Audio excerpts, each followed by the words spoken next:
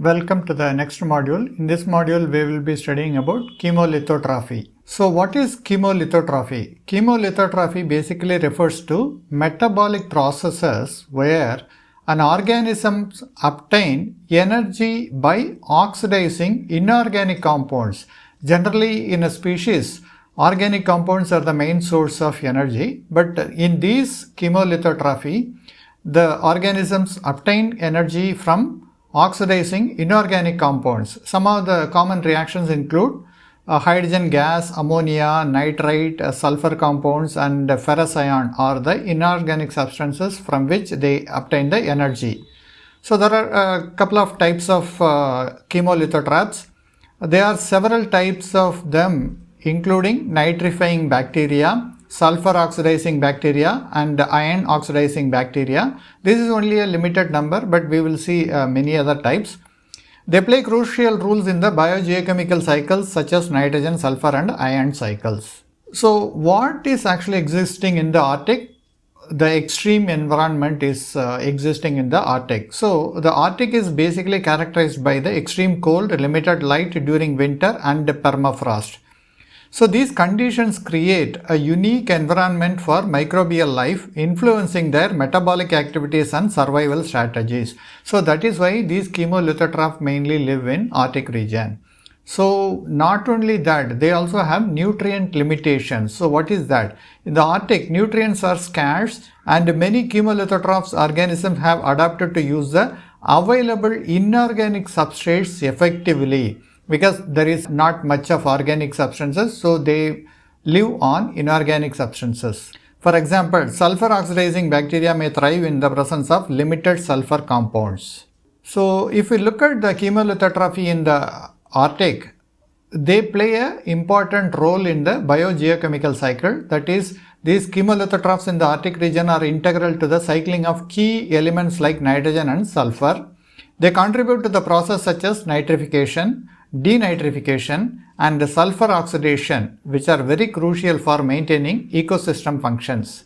The next one is permafrost and soil.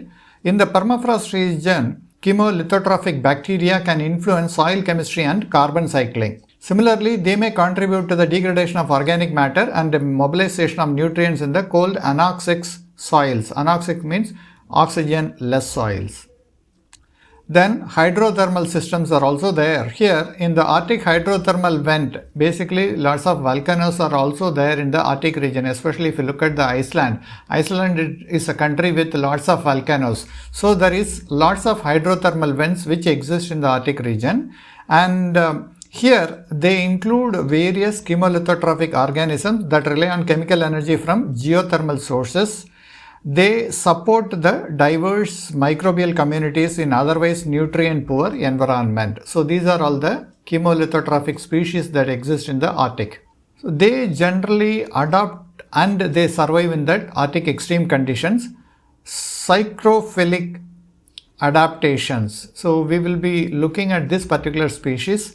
So the Arctic chemolithotraps are often psychrophiles or psychrotolerants. That means they are adapted to low temperatures.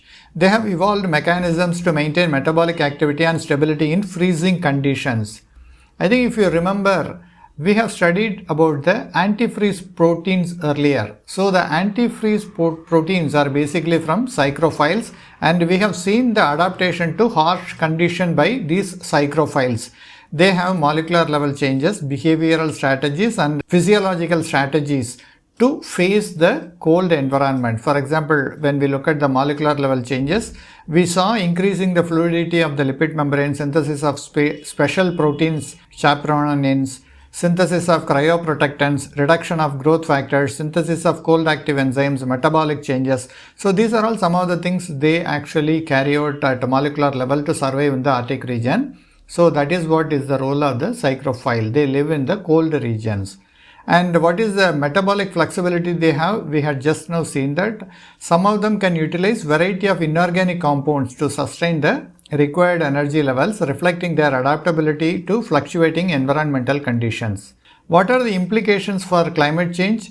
They affect the carbon cycling. The chemolithotraps processes in the chemolithotrophic processes in the Arctic can impact carbon cycling and greenhouse gas emissions. For example, the activity of the methanotrophic bacteria, which basically oxidizes methane, in the Arctic soil can influence the methane level, which is a very, very important greenhouse gas. Similarly, there are ecosystem responses. As the Arctic temperature rises, what happens to these chemolithotrophs? The melting of permafrost and changes in the hydrothermal activity alters the habitats and the metabolic activities of chemolithotrophs. So they will potentially affect the broader ecosystem dynamics and biogeochemical cycles. So how do we study about this chemolithotrophy in the Arctic system? One is we can carry out some field studies, laboratory experiments and modeling are the methods by which we can study. And what are the models? It can be on the microbial communities or ecosystem dynamics. And what are the tools we can use? Next generation sequencing, stable isotope analysis and environmental sensors can be used.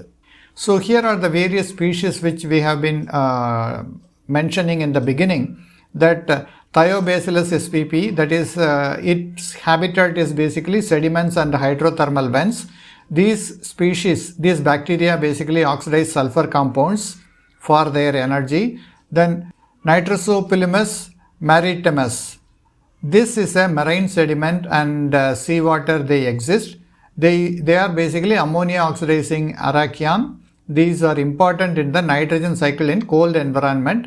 Then methanogenic archaea, this mainly produces methane. They exist in permafrost and anaerobic sediments and they convert methane by reducing carbon dioxide and with hydrogen. This is associated with organic matter decomposition. So here we are using carbon dioxide, so that means it is an inorganic source.